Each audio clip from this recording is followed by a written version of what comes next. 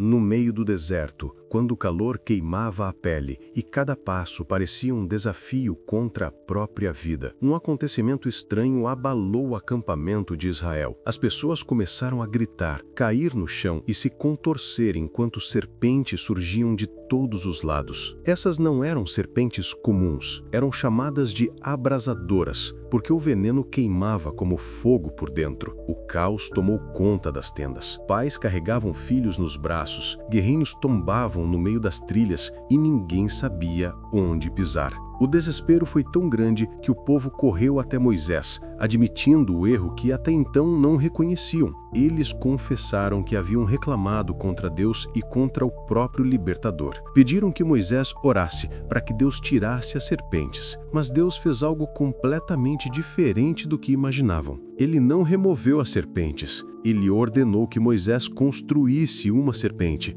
exatamente a imagem daquilo que estava matando o povo. A serpente deveria ser feita de bronze, polida, moldada e elevada sobre uma haste, colocada bem no centro do acampamento, visível para todos. E então veio a instrução mais enigmática de todas: quem olhar para ela, viverá. Não precisavam tocar, não precisavam fazer sacrifícios, não precisavam andar longas distâncias atrás de cura, bastava olhar e eram curados imediatamente. A cena deve ter sido impressionante. Pessoas caídas, ardendo de veneno, levantando os olhos com dificuldade e ficando curadas na hora. Mas por que uma serpente? Por que Deus escolheria um símbolo tão estranho? Para o mundo antigo, a serpente representava perigo, morte, juízo e consequência. E era exatamente isso que estava acontecendo ali. Eles estavam enfrentando o resultado direto de sua rebelião. Olhar para a serpente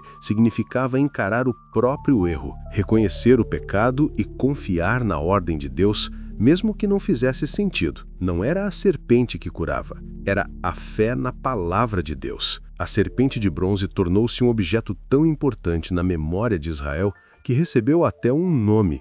Eles a chamaram de Nehushtan, o objeto de bronze levantado.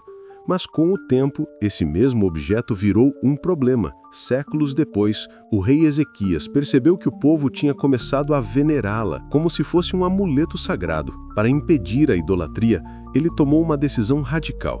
Despedaçou a serpente de bronze completamente. Ele a reduziu ao que realmente era, um objeto de bronze sem poder próprio que nunca deveria ter sido adorado. Mas a história da serpente de bronze não terminou ali. 1000 anos depois, ela voltaria a ser citada. E no momento mais profundo do ministério de Jesus, durante uma conversa com Nicodemos, Jesus fez uma ligação surpreendente. Ele disse: assim como Moisés levantou a serpente no deserto, assim importa que o Filho do Homem seja levantado. Essa frase revela que a serpente era uma sombra, um símbolo apontando para algo infinitamente maior. Assim como a serpente era levantada em uma haste, Jesus seria levantado na cruz. E assim como olhar para a serpente trazia cura física, olhar para Cristo traria vida eterna. A serpente simbolizava o pecado e o julgamento. A cruz simboliza a vitória sobre o pecado e o fim do julgamento. O veneno queimava o corpo dos israelitas. O pecado corrói a alma da humanidade. A serpente era a imagem do problema, mas também era o instrumento da solução. E Jesus, ao assumir o pecado do mundo, se tornou o ponto onde o julgamento encontra a cura, onde a morte encontra a vida. Nada na história da serpente era aleatório. Cada detalhe apontava para o sacrifício que mudaria a história humana. A cura no deserto era imediata, mas temporária. A salvação em Cristo é eterna e definitiva. A serpente era um objeto levantado no deserto. A cruz, um símbolo levantado sobre toda a terra. A serpente curava quem acreditava. A cruz transforma quem crê. A serpente era um ato de misericórdia em meio ao juízo. A cruz é a maior expressão de misericórdia em meio à história. No fim, a serpente de bronze revela que Deus pode transformar o símbolo da morte em instrumento de vida e que aquilo que parecia perda se torna porta de esperança. A cura no deserto vinha do alto e vem do alto até hoje. Relatório do tempo, revelando verdades que o tempo tentou apagar.